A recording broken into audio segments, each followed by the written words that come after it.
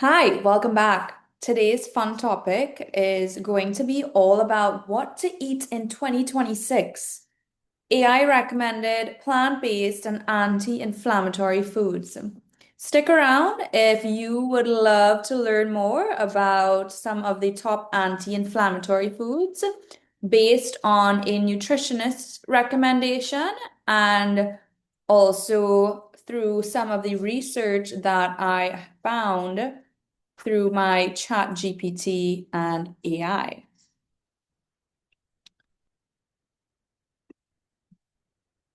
All right, so I am on my website. Don't forget to like, share, and subscribe, especially if you would love to keep more in tune with my episodes that come out regularly. All right, so how do elite performers fuel their bodies and how smart businesses are using AI in 2026 to eat the competition alive?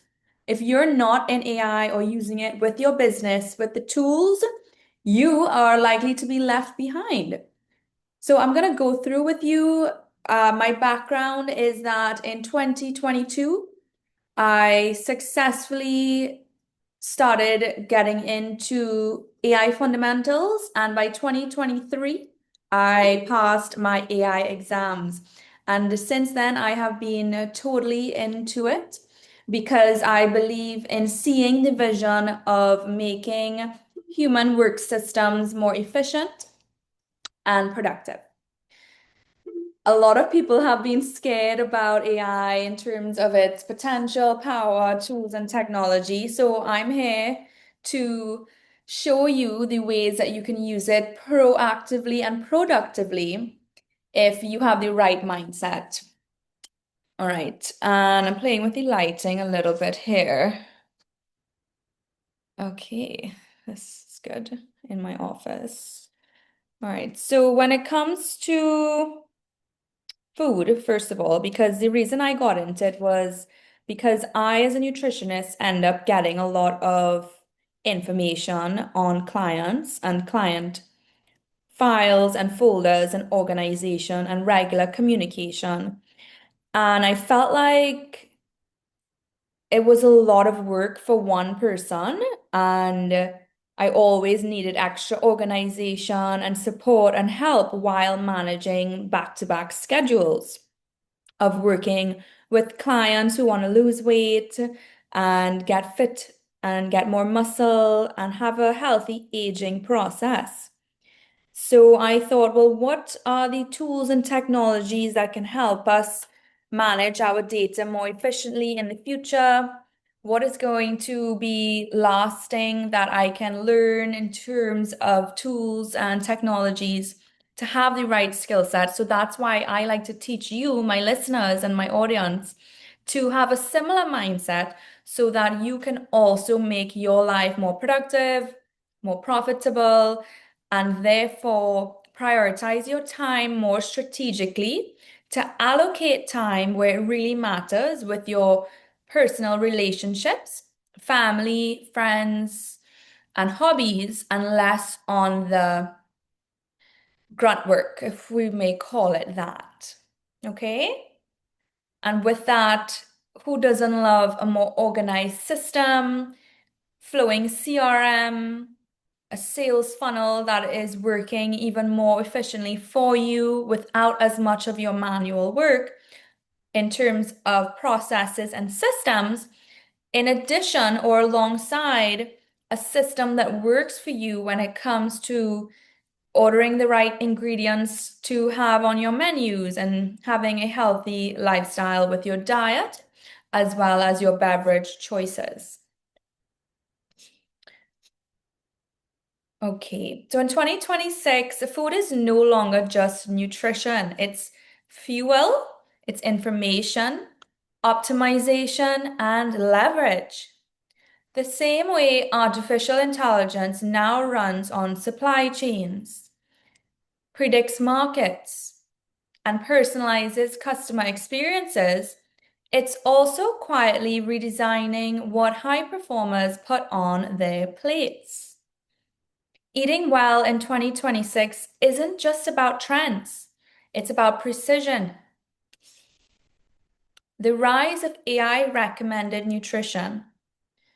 In 2026, AI doesn't just tell you what's healthy, it tells you what's healthy for you right now. You may be aware that through life, each human body goes through life stages where the body might call for different demands nutritionally, whether that's increasing in your activity, expanding your family, growing a business, running a country, running an organization, etc., etc. Advanced nutrition platforms are now analyzing inflammation markers, blood sugar response, stress load and sleep quality, hormonal cycles, cognitive demand, and workload. The result? Meal recommendations that shift daily based on how your body is actually performing, not just generic advice. Because we all know we can go to the doctors majority of the time, or look at an article, or find something in a magazine or on YouTube that is generic advice. The difference of the future of wellness includes more personalized, precise recommendations. That's why plant-based anti-inflammatory foods are dominating elite nutrition strategies in 2026. And let's hear it for plant-based. Okay, so many of you carnivores or meat lovers may not want to hear this, but there are significant health benefits to incorporating a plant-based style into your regular nutrition pattern. Plant-based eating has evolved beyond ideology. It's now biological efficiency. AI-driven nutrition systems consistently prioritize polyphenol-rich plants for cellular repair, fiber diversity for gut-brain communication, plant proteins for recovery that minimize an inflammatory load. Top performers aren't going vegan, they're going plant forward, data-backed, and metabolically intelligent. You may be wondering, well, Annie, what is the difference between going vegan and going plant forward or plant-based? And I can explain that to you. Basically, going vegan means you're cutting all animal products out of your life, whereas going plant-based means that you are prioritizing eating more plants and prioritizing days of plant-focused eating that's different to every day has no animal products. So you might have a little fish and chicken and animal proteins here and there. However, plant forward means you enjoy focusing a lot on eating plant-focused meals. Anti-inflammatory foods, the reason why that's also important is because when you have that mindset, you allow for meals to consider packing in more nutrient bang for your buck, in the sense that every time you invest into a meal to digest into your body, you can think, okay, if I focus on plants today, it means I'm giving my body an opportunity to have functional nutrition and medicinal properties through the plants instead of just I need to eat a meal, make a quick sandwich, get on the road. And that is the difference between a low quality nutrient profile and a high quality nutrient profile plate. You may or may not be aware we have 7 essential nutrients in the diet. So all humans must consume these 7 essential nutrients. The reason why they're called essential is because our human bodies cannot make these nutrients for ourselves, so we must consume them. Can you guess what the seven essential nutrients would be? All right, so we can think of the macros. We'll start with protein, fat, carbs or carbohydrates, fiber, vitamins, minerals, and water. Okay, so seven essential nutrients. Basically, if you don't consume or think of your diet as consuming in the seven essential nutrients, you're starving your body of essential, hear the word essential nutrients, okay? Inflammation is the silent killer of focus, mood, and productivity. In 2026, anti-inflammatory eating is treated like preventative infrastructure. AI optimized anti-inflammatory staples include blueberries, cherries, dark berries like blackberries, strawberries, leafy greens, cruciferous vegetables, turmeric, ginger, and adaptogenic spices and herbs.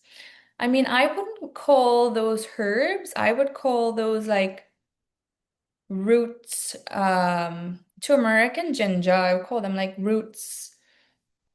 I remember now, one Christmas, I went into this eco forest and we were planting a lot of ginger and turmeric in the soils.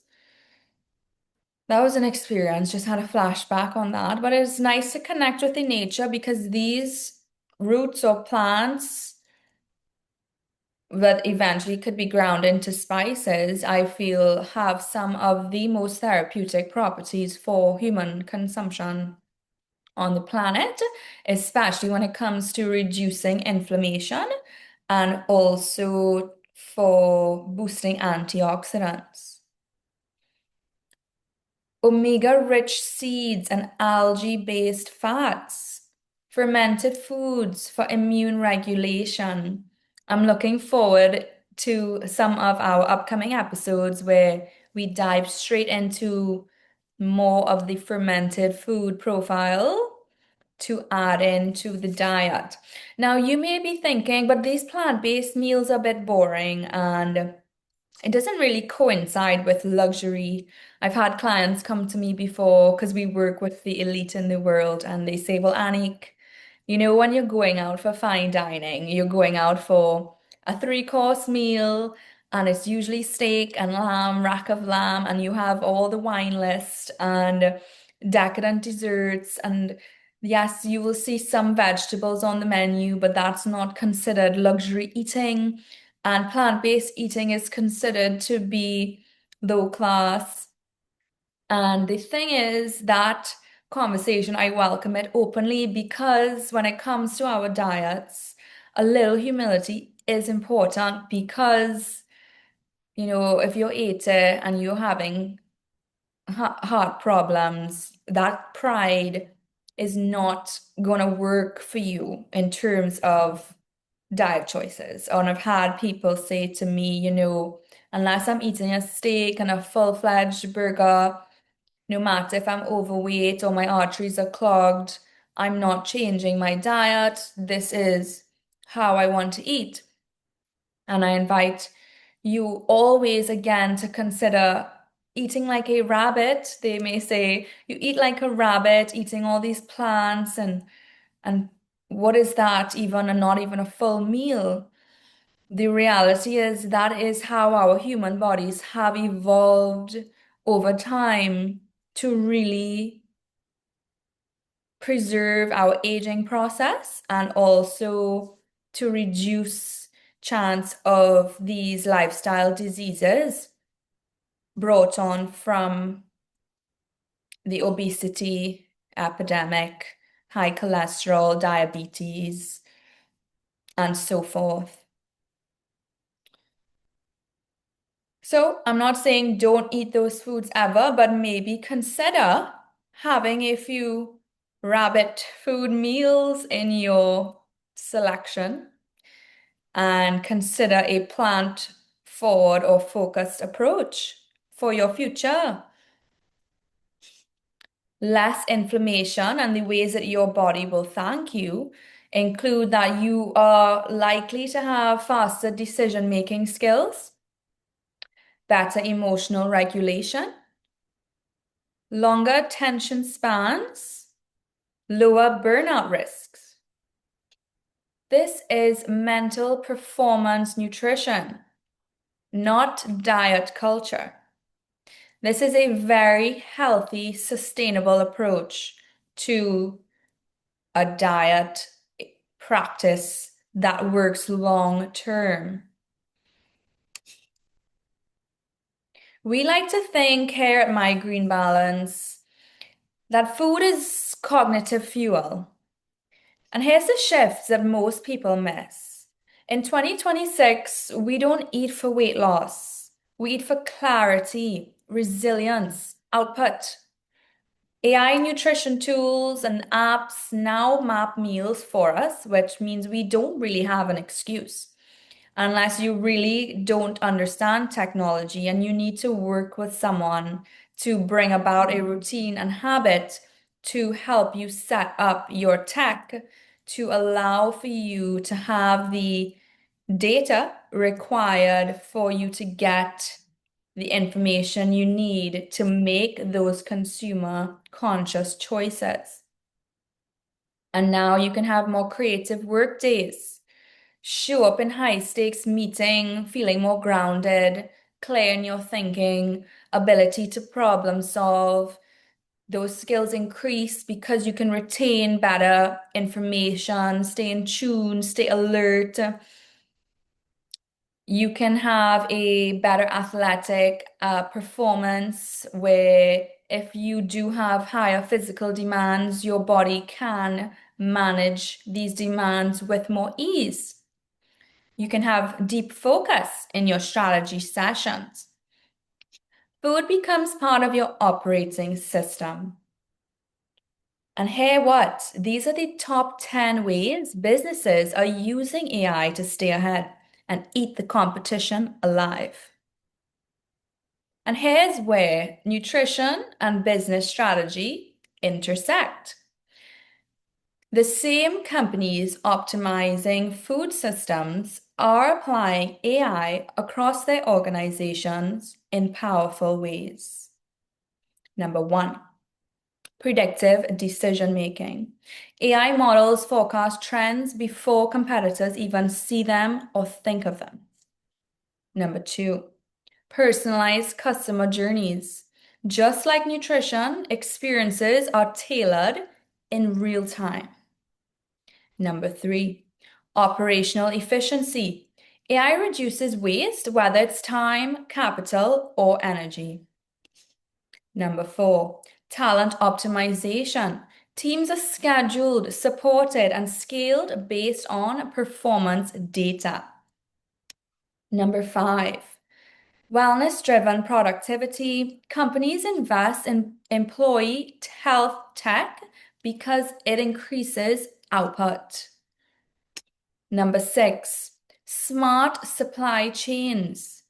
Food tech, agri-tech, and logistics are all algorithmically optimized. For any logistics brain, can you imagine the freedom that allows when it comes to managing warehouses and deliveries? Number seven, data-driven innovation. AI identifies gaps in the market faster than human teams alone. Number eight, cognitive load reduction. Automation frees leaders to focus on strategy, not noise. Number nine, where are we at? Number nine, brand intelligence. AI monitors sentiment, behavior, and cultural shifts in real time. And number 10.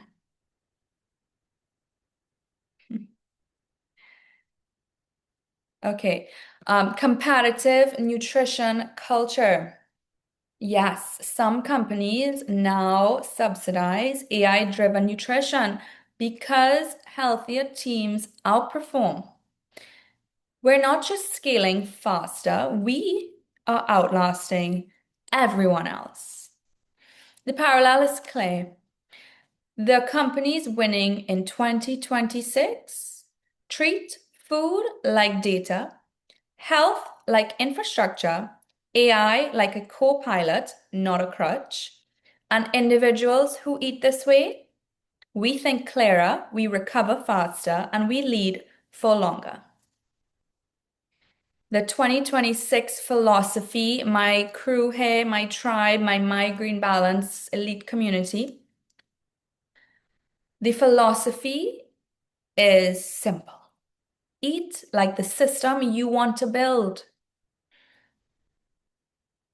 Make food an art. Enjoy, savor, enjoy the flavor combinations, the taste profiles alongside the health benefits. Whether you're running a company, organizing your life, your family, your country, your organization, your teams, the principle is the same. You can't outwork inflammation. You can't hustle past biology. And you can't compete if your system is overloaded. In 2026, the smartest move is not grinding harder. It is eating smarter with intelligence on your side. Now, before I wrap up, thank you if you've made it this far in the video and you're still here with me. When it comes to competition in 2026, I do feel like there's a lot of pressure for competitiveness. And as a woman, I'm not really into wanting to compete with anyone because I find that to be a very masculine trait. However, it seems like everyone in the world is extremely competitive, and they say that business and the world of business and economics is like the business Olympians of the world in terms of economic performance. And while we can reflect on evolution to consider that maybe some competition is helpful for us to grow as humans, as a human race, there are boundaries I feel that are required because once you understand the fundamentals of why do humans compete in the first place, other than evolution. I mean, to win trophies, sure, that's skill, I suppose, like on a fishing tournament. If you go out and you're all with your crew on your fishing boats and there's a fishing competition and you throw your line out, that is a matter of skill that you want to record. Or like in the Guinness Book of World Records, there are humans doing interesting things. And in the Olympics, there are spaces set up to see the arts of human performance, the ice skating, gymnastics. All of these elite sports are fabulous. Horseback riding, dressage, polo, golf, all of these tournaments are fascinating when you are showcasing human skill. Similarly, in business, you are competing for market share to dominate if that is your goal and to maximize how many sales your brand or your business gets to accumulate. If your goal is to dominate in market share and have all the consumers buying your products, maybe it might be that your products are simply the best and in the most demand because they have been curated and made with such high grade quality that consumers naturally want the best, so they go to buy your product.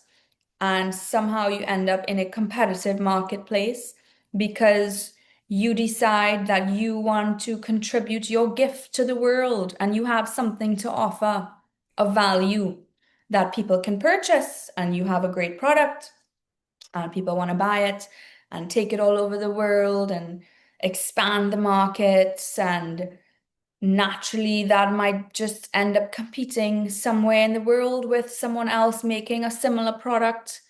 And, these are interesting metrics to consider, I guess, or even if you own a country and you want all the tourists to come and spend money in your economy, and why choose this place of the world versus that place of the world. And the reality is, whether a human will want to be in the north, south, east, and west might be more so based on genetics, climate, how bodies can even survive or live in certain climates.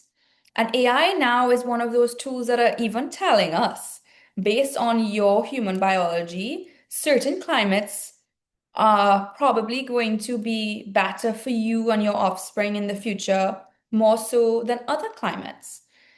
And while we love the world as a whole and traveling the world and spending time and getting to know different cultures on a global level, it is important to note that some climates work really well for some physiologies and biologies more so than others. And it's important to be aware that these things definitely make a difference in how we show up in the world and make decisions. And it's not like one size is going to fit all, but it's to be mindful that everyone in the world is not going to want to do the same thing. Okay? And people are going to want variety based on these recommendations and standards that they have. So when it comes to predicting the future, you can't really predict, well, who's going to want to be in what environment and what type of person, because some people can't stand the heat, some people can't stand the cold. Some people can't stand certain access or rules that happen and govern in different societies. And if we look back into our history, there was a time where all of the humans went to land with, since Christopher Columbus days, and finding land and saying this is our land and whatnot, and saying we're going to settle here. And then generations are born off of that. Maybe this is the final shift of this generation to settle in different places where the next few generations will unfold. And it is important to understand the variety that this globe has to offer, especially with the global warming challenges that we are aware of when it comes to being mindful that, yeah, the earth is getting hotter. A lot of our technologies, I would like to think, are being developed in more cooling ability, which could be a good idea. And to be mindful that our eco footprint does matter. And even eating more plant-based has positives on the entire ecosystem. Okay? And when it comes to littering and recycling, these are fundamental tools that sometimes eating a healthier diet makes you want to consider, because you care about what goes into your body. Your body is here living on this planet, and everything works in a symbiotic flow where being mindful of these attributes are conversation topics that, if you already made it in life and you're super wealthy, you might indulge in this conversation as a hobby because you want something to do and you're into philanthropic, you know, hobbies, and you kind of want to see at least the planet be on a level where everyone's basic human needs are met. or you might still be in a stage where you're striving to even provide for a fundamental base level of human existence, which is fine, but it's probably like whoever wants to figure out some of these larger humanitarian challenges, go do it and eat well and use AI and use the tools and use the technology.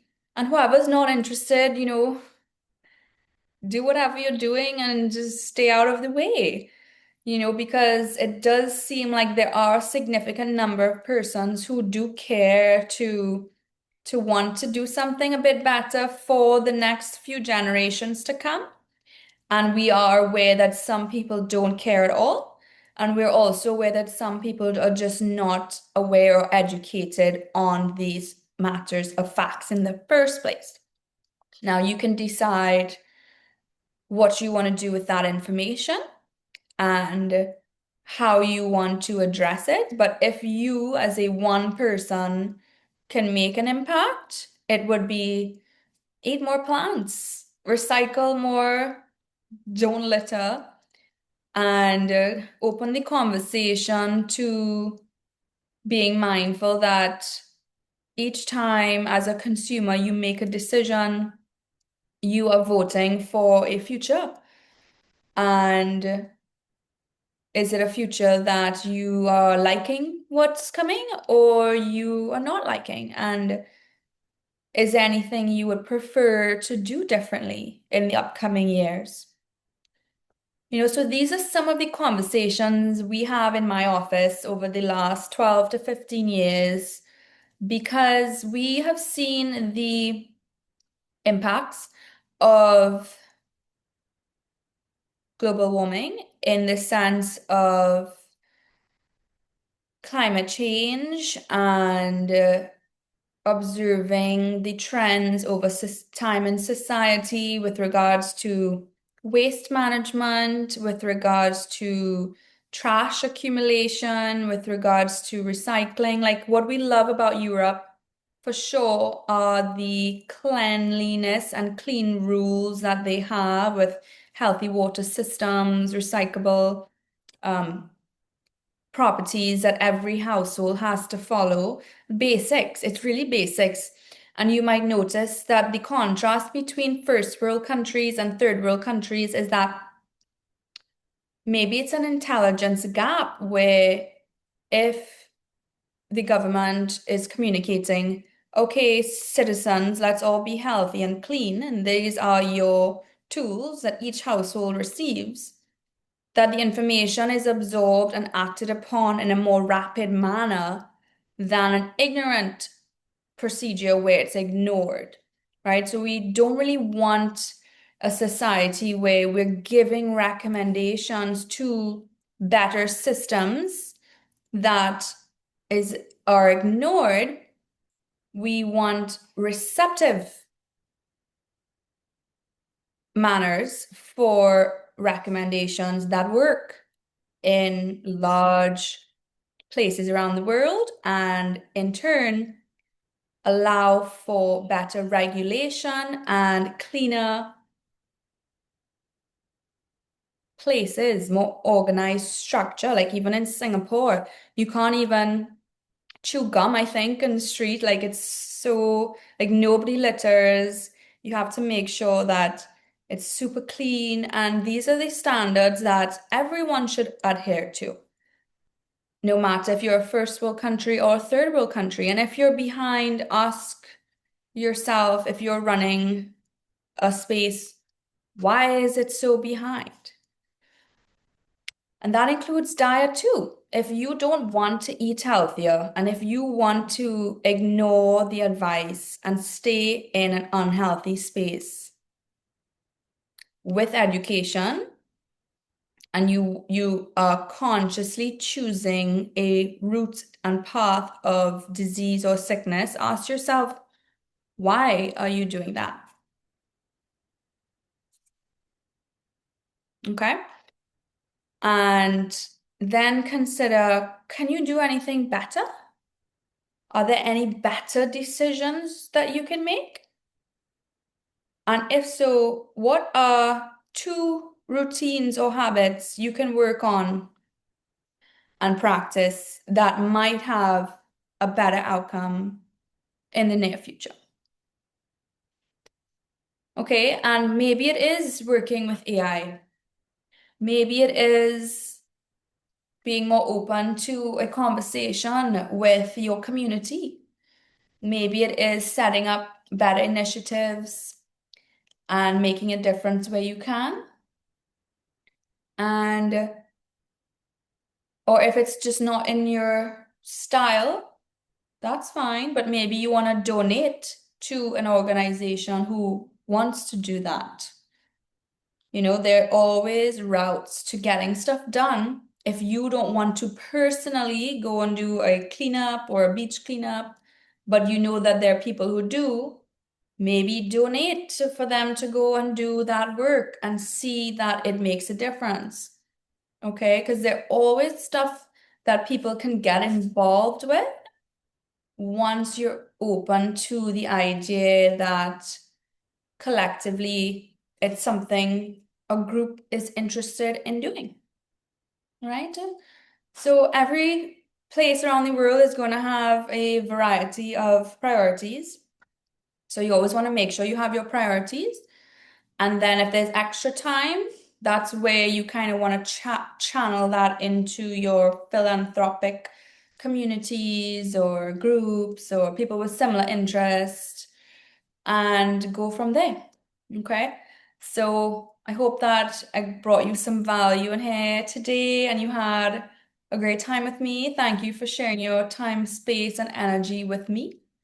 I appreciate this space a lot. Remember to like, share, and subscribe. And I'm so happy to have you here.